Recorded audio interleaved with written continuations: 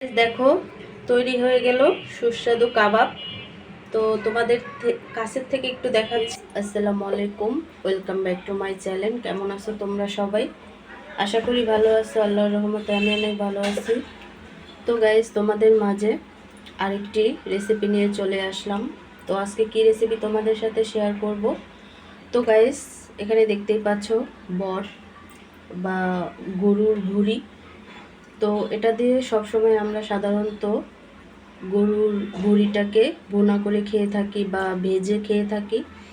তো আজকে অন্যরকম একটা রেসিপি তোমাদের সাথে শেয়ার করব ভুঁড়ি দিয়ে। তো তার জন্য এখানে আমি ভুঁড়িটাকে পরিষ্কার করে খুব ভালোভাবে ছোট ছোট করে কেটে সিদ্ধ করে নেব।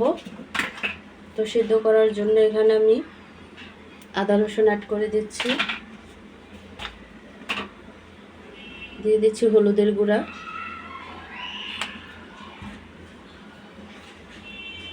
দিয়ে দিচ্ছি মরিচের গুঁড়া। তো এই বটটাকে আমি খুব ভালোভাবে সিদ্ধ করে নেব। তারপর অন্যরকম একটা রেসিপি তৈরি করব, যেটা নাকি আমরা সবসময় খেয়ে থাকি না, সবসময় খেয়ে থাকি গরুর বট দিয়ে ভুজা, গরুর বট দিয়ে ভুনা বা ভাজা। দিয়ে দিচ্ছি স্বাদ মতো লবণ। তো আমি খুব ভালোভাবে সিদ্ধ করে নেব। তো গাইস, আমি বটগুলো খুব ভালোভাবে সিদ্ধ করে নিছি, দেখতেই পাচ্ছ একেবারে সিদ্ধ হয়ে গেছে। তো এখানে আমি ভাজার জন্য মশলার উপকরণ আছে, সেগুলো দিয়ে দিচ্ছি। তো এখানে আমি দিয়ে দিচ্ছি ভাজা জিরার গুঁড়া, দিয়ে দিচ্ছি স্বাদ মতো লবণ, আর ঝাল হওয়ার জন্য দিয়ে দিচ্ছি মরিচের গুঁড়ো। ঝালটা কিন্তু তোমরা তোমাদের অনুযায়ী দিবে, যে যেমন ঝাল খাও। আর আমি প্রচুর ঝাল খাই, যার ফলে ঝালটা একটু বেশিই দিব। দিয়ে দিচ্ছি মশলার গুঁড়া, আর দিয়ে দিচ্ছি সাদা গোলমরিচ গুঁড়ো। আর এই গোলমরিচ গুঁড়ো যদি তোমরা বেশি দিতে চাও দিতে পারো, কারণ বট ভুনা বা বট ভাজাতে কিন্তু একটু মাংসতে একটু ঝাল হলে ভালো হয় বেশি। আর ঝালটা যদি মুখ পুড়ে যায় এমন ঝাল হলে কিন্তু একটু বেশি ভালো হয়। তো তারপরে সবগুলো উপকরণ খুব ভালোভাবে আমি মিক্স করে নেব।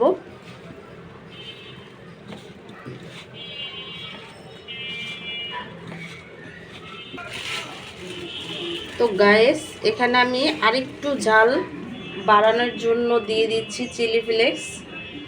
আর এই চিলি ফ্লেক্স দিলে কিন্তু প্রচুর ঝাল হয়, ঝালে মুখ পড়ে যায়, তোমরা ট্রাই করলে বুঝতে পারবে। তো তার জন্য আমি চিলি ফ্লেক্সটা দিয়ে দিচ্ছি। তো তোমরা যে যেমন ঝাল খাও তেমন ঝাল দিতে পারো। তো গাইস, কমপ্লিটলি সব কিছুর উপকরণ মাখা হয়ে গেছে। তো এখানে আমি একটি কাঠি নিছি, এই কাঠিতে আমি সবগুলো বট এভাবে গেঁথে নিব। দেখো অনেকটা সিদ্ধ হয়েছে, যার ফলে অতি সহজেই কাঠিতে আমি দিতে পারতেছি।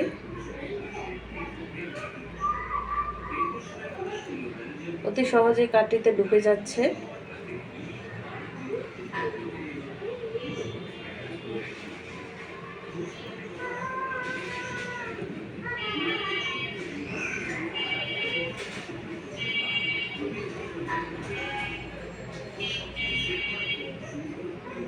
তো গাইস, এইভাবে করে বট ভাজা খেতে কিন্তু দারুণ লাগে। তো দেখো সম্পূর্ণ কাঠিতে আমি সবগুলো ঢুকিয়ে ফেলছি। তো আরেকটা কাঠি আমি রেডি করে নেব।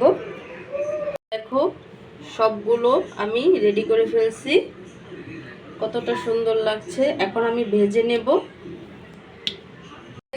কাবাবগুলো ভাজার জন্য এখানে আমি তেল দিয়ে দিছি, তেলটা গরম হয়ে গেছে। তো এখানে আমি এক এক করে কাবাবগুলো দিয়ে দিব।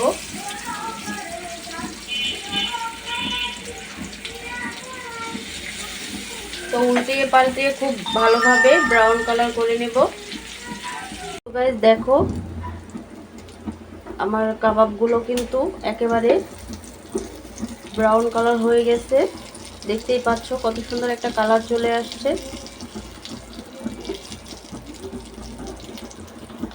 দেখো তৈরি হয়ে গেল সুস্বাদু কাবাব। তো তোমাদের কাছের থেকে একটু দেখাচ্ছি যে কাবাবটা কেমন হয়েছে। এটা খেতে কিন্তু খুবই অসাধারণ। তো গাইস, এটা খেতে কেমন হবে সেটাও আমি বলে দিচ্ছি। এটা খেতে হবে ক্রাঞ্চি, সেই সাথে পাবেন স্মোকি ফ্লেভার, আর এটা ভিতর থেকে হবে সফট আর সিল্কি। তো এটা অবশ্যই তোমরা ঘরে ট্রাই করবে, খেতে কিন্তু অসাধারণ হয়।